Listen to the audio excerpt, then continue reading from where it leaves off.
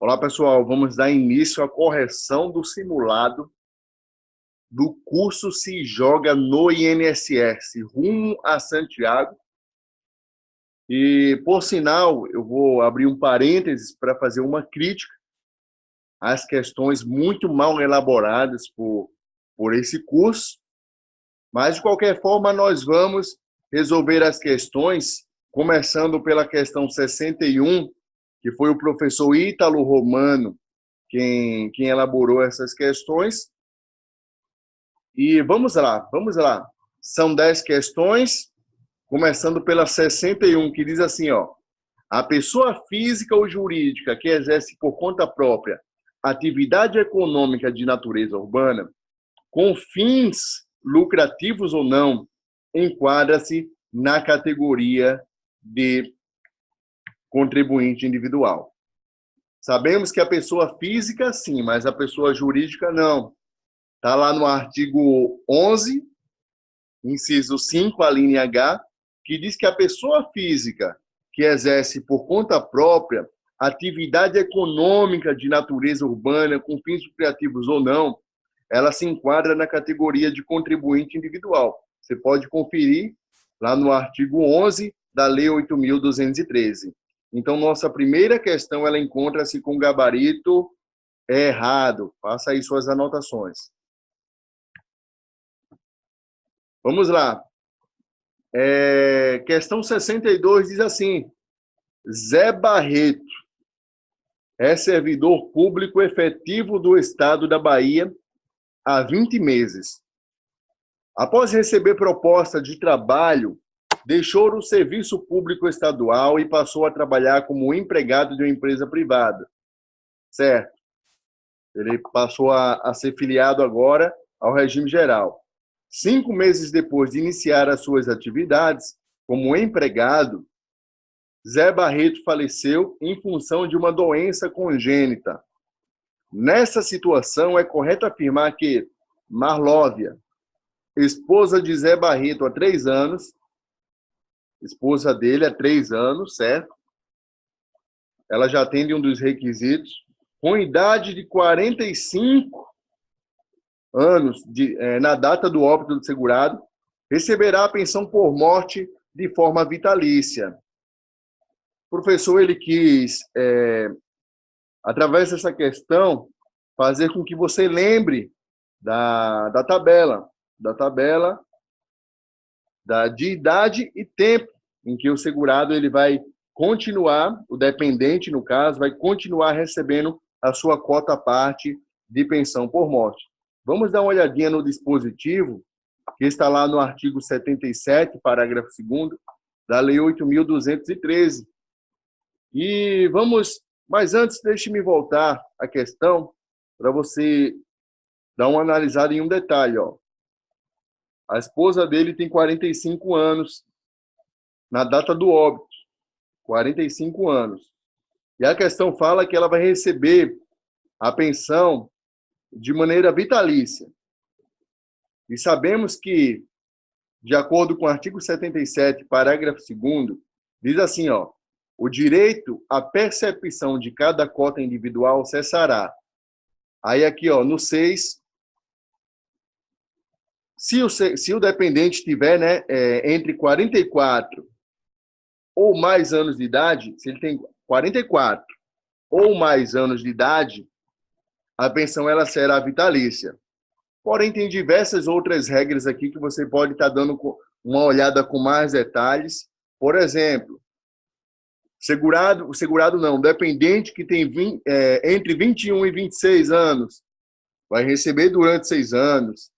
O dependente que tem entre 27 e 29 anos, vai receber a sua cota à parte de pensão por morte por 10 anos. Lógico que atendendo outros requisitos, tá bom? Como estamos nos atentando somente aos pontos chaves da questão, vamos abordar somente esses pontos específicos para o vídeo não ficar muito grande. Estamos na questão 62, questão 63. Diz assim: Otávio, presta serviço de natureza urbana a empresa Tudo OK LTDA, em caráter não eventual, sob subordinação, com remuneração estabelecida e, por isso, se enquadra como segurado obrigatório. Até aí está certo, ele se enquadra realmente como segurado obrigatório. Mas a questão, ela erra aqui no final, ela diz, na qualidade de contribuinte individual. E sabemos que as características que são trazidas para o Otávio são de segurado empregado. Está lá no artigo 11 da Lei 8.213, que diz assim: são segurados obrigatórios da Previdência Social as seguintes pessoas físicas. Aí o inciso 1 diz, como empregado, aquele que presta serviço de natureza urbana ou rural à empresa, em caráter não eventual, que é justamente o que está aqui na questão, sob subordinação, é o que está aqui na questão, e mediante remuneração, também são características que estão na questão. Inclusive como diretor empregado.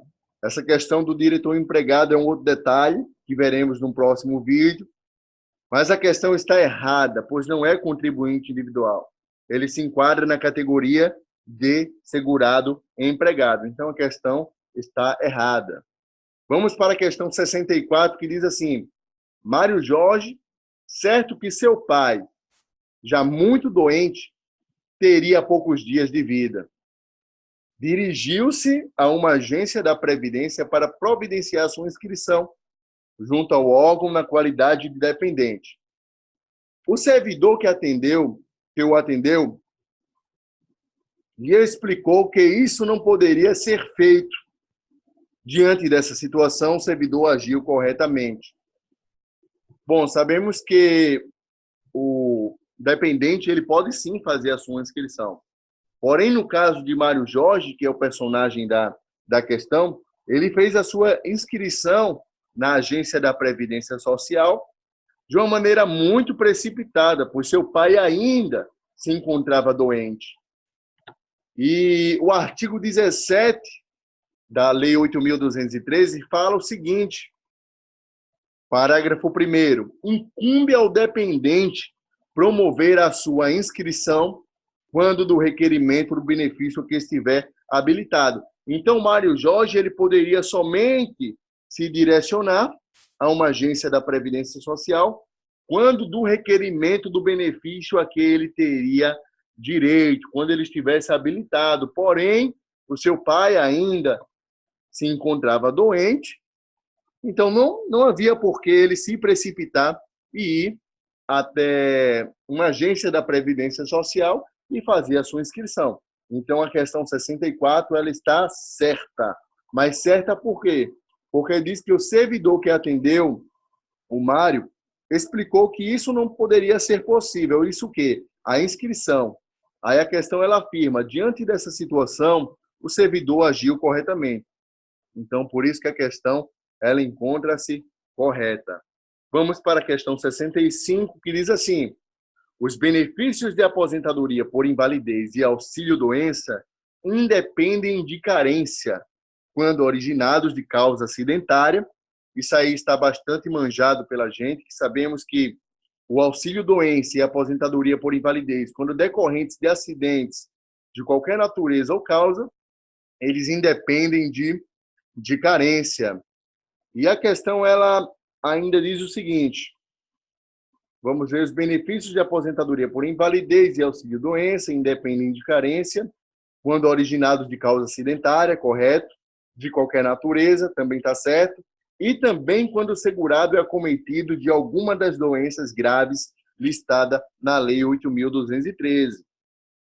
Para você que está assistindo o nosso canal, que não está acompanhando o simulado, aí você dá pausa no vídeo, responde, e logo em seguida eu vou vir com o gabarito. Essa questão ela encontra-se correta. Artigo 151 da Lei 8.213 diz assim: até que seja elaborada a lista de doenças mencionadas no inciso 2 do artigo 26, independe de carência a concessão de auxílio-doença e de aposentadoria por invalidez, ao segurado que, após filiar-se ao regime geral de previdência social, for acometido das seguintes doenças. Aí vem aí várias doenças, tuberculose ativa, hanseníase, aí vem alienação mental. Aí você dá uma olhada nessas doenças. É bom você gravar essas doenças, porque se cair em prova você vai estar preparado. Mas elas independem de carência. Lógico que essa doença ela não pode ser pré-existente. O segurado eles têm que estar já afiliado e ser acometido dessa doença após a filiação.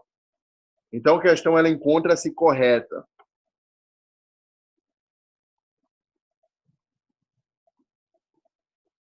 Artigo 26 da Lei 8.213 diz que independe de carência as seguintes prestações. É a questão do auxílio-doença e aposentadoria por invalidez, dos casos de acidente de qualquer natureza e doenças profissionais. Só foi para confirmar que, através do dispositivo legal, que independem de carência quando decorrentes de acidente de qualquer natureza ou causa, doença profissional do trabalho e aquelas listas lá, ó, elaboradas pelo Ministério da Saúde e da Previdência Social. Então, a questão ela está correta. Vamos para a questão 66, que diz assim: o país passa por uma crise política e econômica avassaladora e, por conta disso, a presidência pública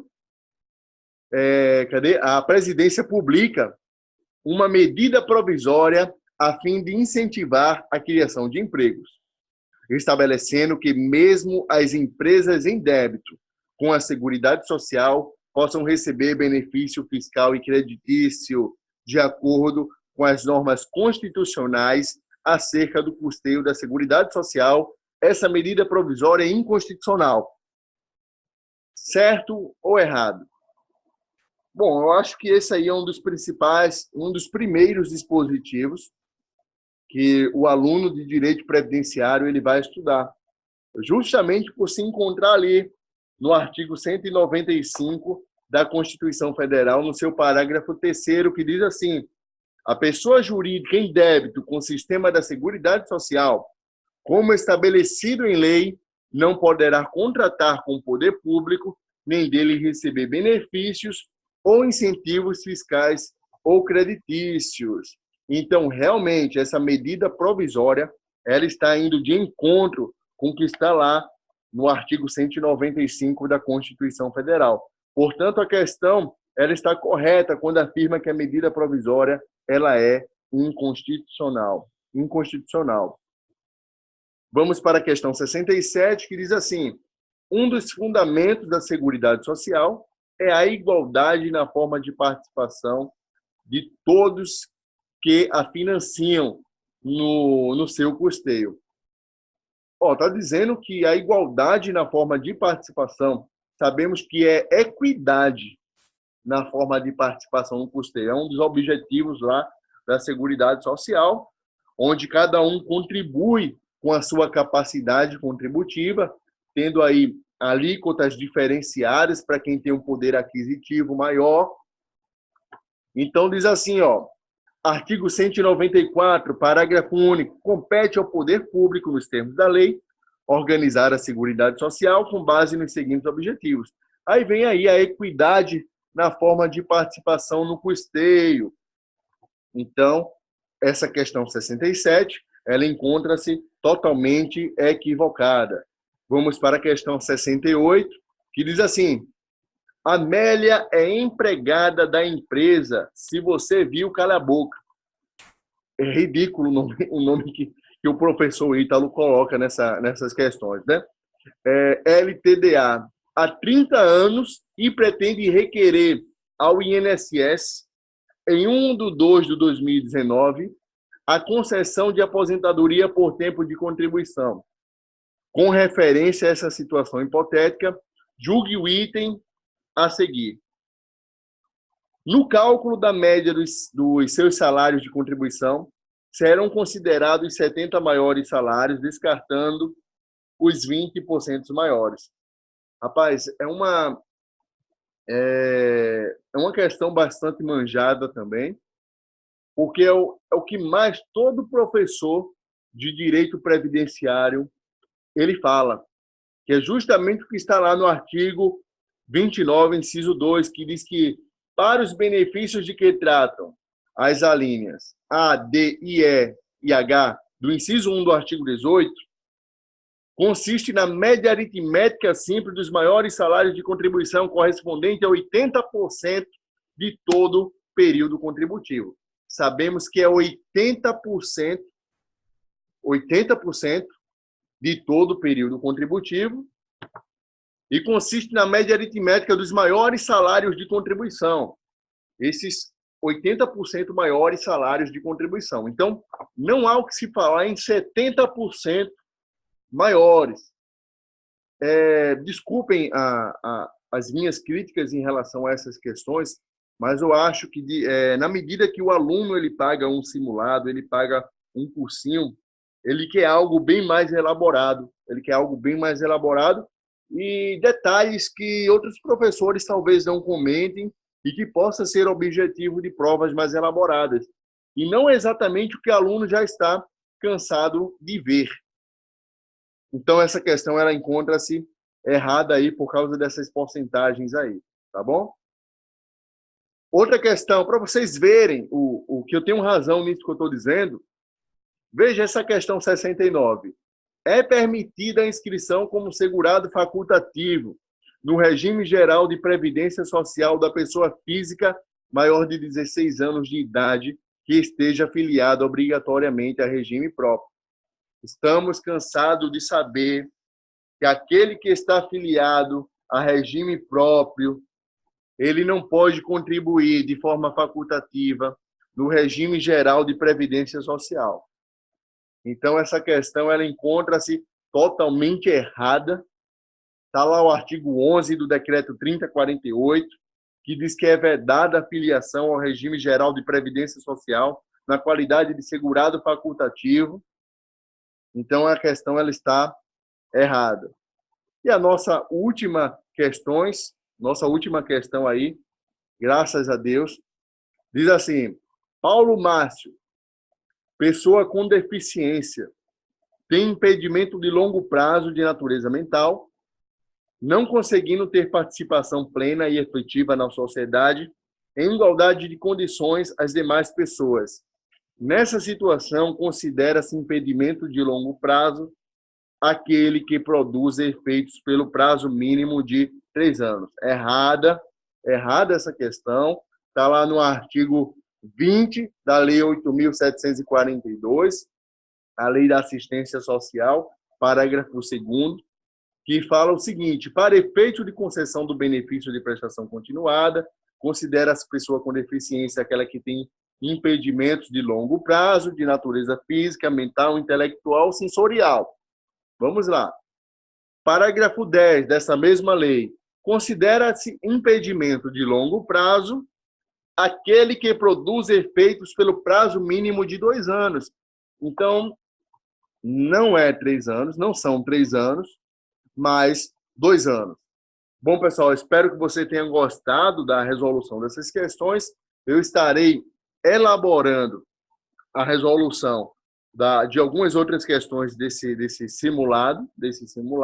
Mas se você ainda não é inscrito no canal, você se inscreva, pois você vai estar por dentro de outras novidades aí em relação ao concurso do INSS.